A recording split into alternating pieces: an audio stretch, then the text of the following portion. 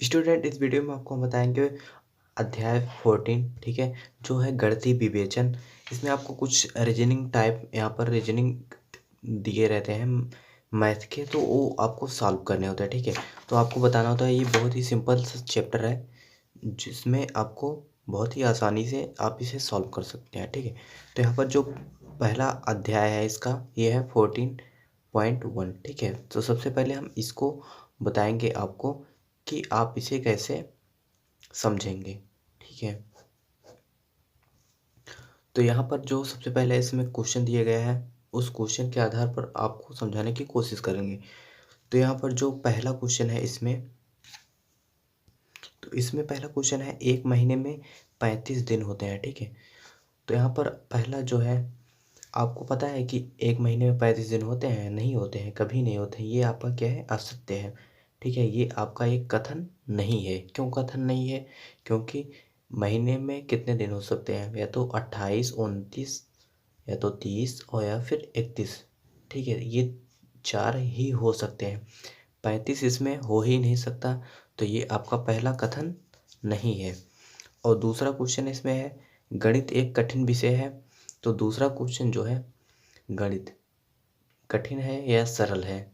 ठीक है, तो गणित जो है कुछ लोगों के लिए कठिन होता है और कुछ लोगों के लिए सरल होता है। तो ये आपका एक कथन नहीं है। ठीक है, ये भी आपका एक असत्य कथन है। और तीसरा जो है, 5 और 7 का योगफल 10 से अधिक होता है। तो इसको हम देख लेते हैं। 5 और 7 को जो हम जोड़ते हैं, क्या यह 10 से अधिक आता है? तो यहाँ पर 7 और 5 को जोड़ेंगे तो 12 आता है। ठीक है, तो जो कि 10 से अधिक है। तो ये आपका एक कथन है। ठीक है, और इसमें चौथा जो क्वेश्चन है, किसी संख्या का वर्ग एक सम संख्या होता है। तो ये कभी कभी सत्य होता है कथन और कभी कभी नहीं। जैसे आप 2 का स्क्वायर करेंगे तो 4 4 जो है आपका ये सम है। लेकिन अगर 3 का स्क्वायर आप करेंगे तो ये 9 आता है, जो कि एक विषम संख्या है। तो ये आपका कभी कभी कथन सत्य होता है और कभी कभी कथन असत्य होता है। तो इसके बाद आते हैं 5वें क्वेश्चन पे, किसी चतुर्भुज में भुजाएं बराबर समान की लंबाई की होती हैं। तो यहाँ पर भी जैसे एक आयत है, ये भी एक क्या है? चतुर्भुज है। इसकी जो भुजाएं हैं वो बराबर नहीं है, लेकिन एक आपको वर्ग दिया गया है, तो वर्ग की चारों भुजाएं क्या होती हैं? बराबर होती हैं।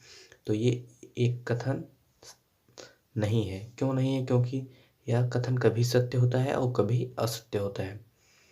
इसके बाद आते हैं अगले क्वेश्चन में, छठे क्वेश्चन पे, इस प्रश्न का उत्तर दीजिए। इस प्रश्न का उत्तर दीजिए। तो जो यहाँ पर कोई प्रश्न ही नहीं दिया गया है इस क्वेश्चन में, सिर्फ लिखा गया है इस प्रश्न का उत्तर दीजिए। तो यहाँ पर प्रश्न है ही नहीं, तो ये आपका क्या है? कथन नहीं है। इसके बाद आते हैं 7वें क्वेश्चन पे। यहाँ पर दिया गया है -1 और 8 का गुणनफल 8 है। माइनस 8वां क्वेश्चन जो है, -1 का गुणा कितने से करना है? 8 से। तो ये क्या आ जाएगा आपका? -8 -8। ठीक है, तो जो यहाँ पर लेकिन दिया क्या गया है? 8 दिया गया है सिर्फ आपको। तो ये आपका क्या है? कथन नहीं है। उसके बाद यहाँ पर जो 7वां क्वेश्चन है, किसी त्रिभुज के सभी अंतः कोणों का योगफल 180 होता है। तो यहाँ पर सभी को पता है कि त्रिभुज के जो अंतः कोण होते हैं उसका योग क्या होता है? 180 होता है। ठीक है, ये कथन आपका सत्य है। उसके बाद आज एक तूफानी दिन है। तो ये आपका 9वां क्वेश्चन है। आज एक तूफानी दिन है, क्या आपको पता है कि आज एक तूफानी दिन है? आज क्या तूफान आने वाला है? नहीं आने वाला। तो इसमें दिन का जिक्र नहीं किया गया है, तो ये आपका क्या है? कथन नहीं है।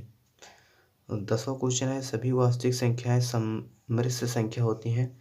बिल्कुल होती हैं। जैसे आपकी कोई भी एक संख्या है a, उसमें आप इस सममित संख्या यानी कि i का गुणा 0 से कर देंगे तो ये आपका क्या हो गया? एक सममित संख्या हो गया। तो आप सममित संख्या के रूप में इसे लिख सकते हैं। तो ये आपका 10वां जो है वो आपका सही कथन है। फिर इसमें दूसरा क्वेश्चन दिया गया है, ऐसे 3 उदाहरण देकर दीजिए जो कथन नहीं है, उत्तर के लिए कारण भी बताइए। तो इसमें आपको 3 कथन देना है जो कि सच में एक कथन नहीं है, यानी सही नहीं है। तो कोई भी आप एग्जाम्पल दे सकते हैं। जैसे हम यहाँ पर देते हैं आपको पहला एग्जाम्पल दूसरे क्वेश्चन के लिए। जैसे आपसे कहा जाए कि इस कक्षा में सभी बुद्धिमान छात्र हैं। यहाँ पर हम लिख सकते हैं पहला जो है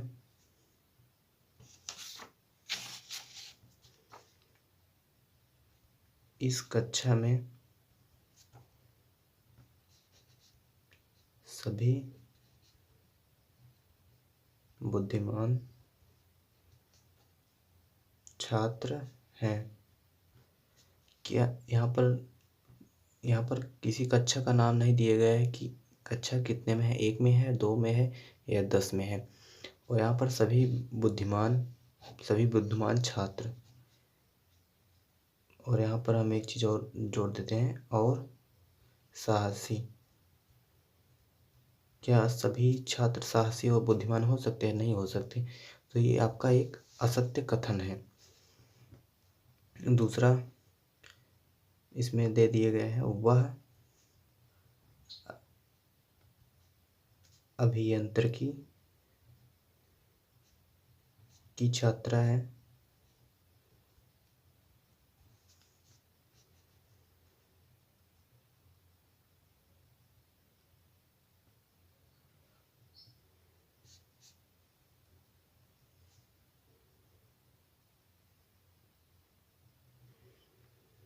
वह अभियांत्रिकी की छात्रा है।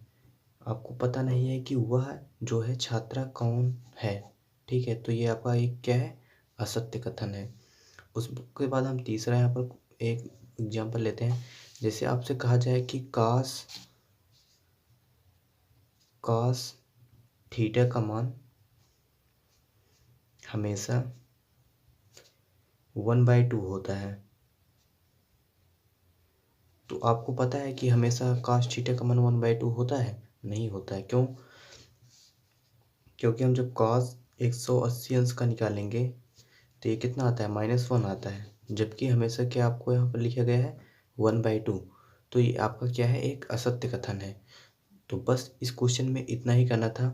उसके बाद जो अगला चैप्टर है आपका, उसमें आपको कुछ ज़्यादा नहीं करना है। उसमें भी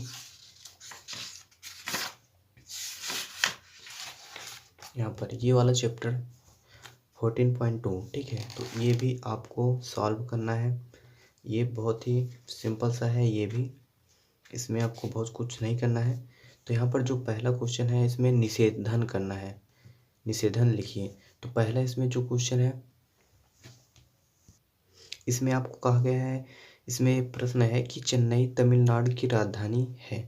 ठीक है, तो यहाँ पर आपको क्या करना है, यहाँ पर लिखना होगा चेन्नई तमिलनाडु की राजधानी नहीं है।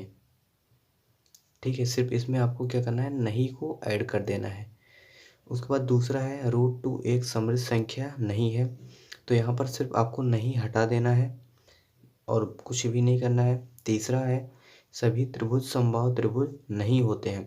तो इसमें भी आपको नहीं हटा देना है। इस नहीं को हटाना है और इसमें भी नहीं को हटा देना है। उसके बाद चौथे क्वेश्चन पे आते हैं। संख्या 7 से अधिक है। तो यहाँ पर संख्या 2, इसमें आपको क्या करना होगा, उत्तर वाले में संख्या 2 और संख्या 7 से अधिक नहीं है। इसमें नहीं को ऐड करना है। इसमें इन दोनों में रिमूव करना है और इसमें आपको ऐड करना है। इस क्वेश्चन में प्रत्येक प्राकृतिक संख्या एक पूर्णांक संख्या होती है। तो आपको पता है कि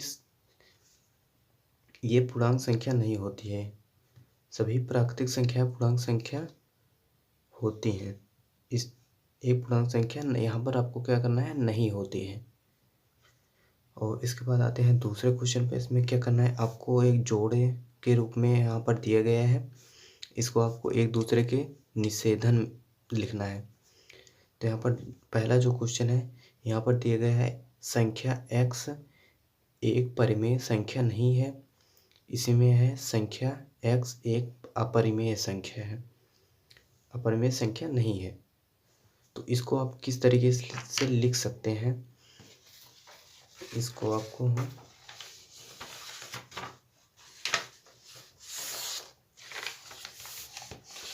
जैसे ये क्वेश्चन है आपका,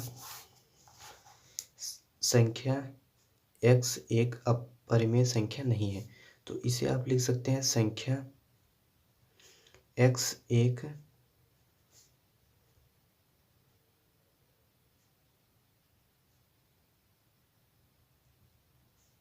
परिमेय संख्या